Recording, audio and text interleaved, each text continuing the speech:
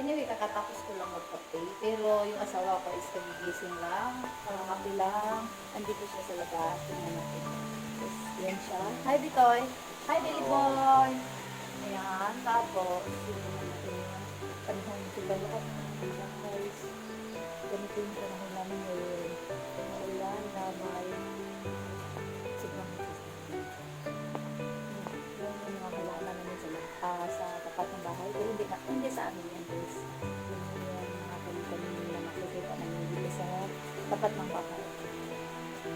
Dito kami, ganito yung bahay namin dito sa guys.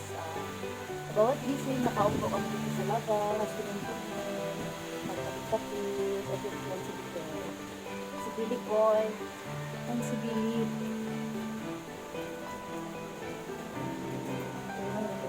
Dapat siya kasi ako dito naman sa bahay kasi sobrang tapos kami labas na ganito maulan talaga siya guys. Hi Bele!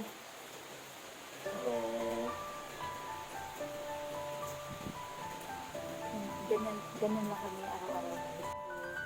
Ganito lang yung kami halos araw-araw guys. Nakaupo kami dito sa labas kasi minsan hindi namin namalayan ang oras na alas 11 na pala. Kailangan na magluto ng lunch. Dito lang talaga kami. Minsan pa rin kami busy ng sisipon. Tulad dito, ganyan. Naglalaro kami yan siya. Ganito lang talaga kami sa lakas yung mga ginagawa nito para yung sarili. Minsan lang kami umaalis. Kaya, andito lang talaga kami sa bahay. Minsan yung naubos ng oras namin sa kakasilipon kakatingin. Kaya, hindi natin alam kung ayaw ko naman dinitin na minsan yung ayaw.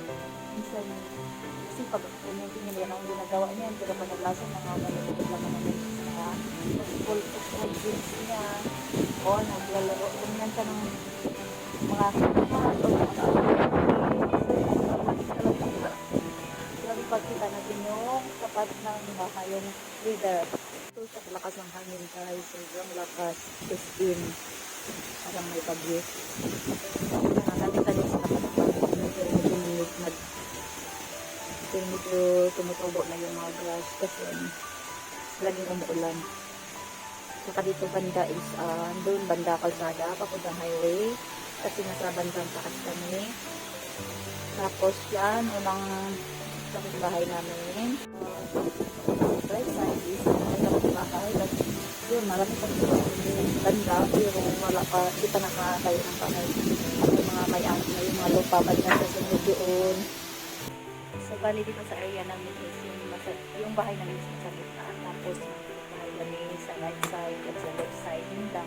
Pero, sa tapat sa likod at sa ibang part, sa ibang area is maraming area din, malapit dito na maraming may-ari.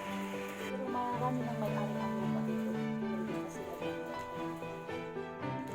wala yung mga may-ari dito. Kaya for now is tatlo pa lang yung nakahilira dito na bahay.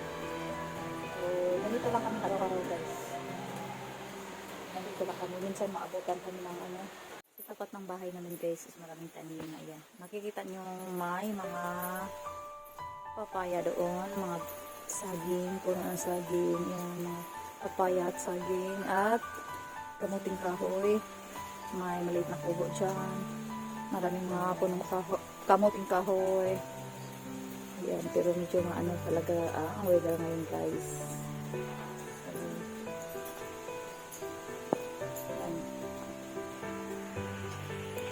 Lang dito yung buhay namin dito sa probinsya ka. Dito ako sa ulan.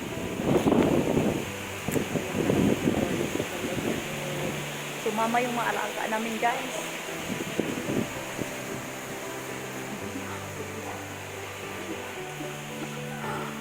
Hanapin mo na natin na saan yung isa. So ngayon guys, ako lang mag-isa na yun dito sa bahay. Ito lang kasama ko guys, pakita ko sa inyo. Yes, akat! Hello! Yung isa nandun. Sobrang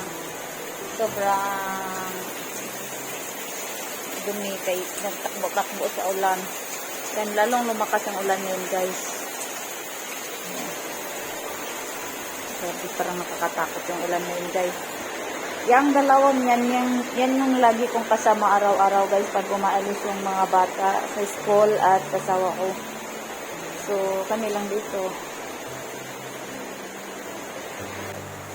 So, this is my first vlog in this channel and hopefully mag-workshop. Okay, guys, hindi ko talaga nagsuka ko sa mga putla-putla, lalo na ngayon kasi maulan. Nagalang ko dalawa. So, yun lang muna, guys.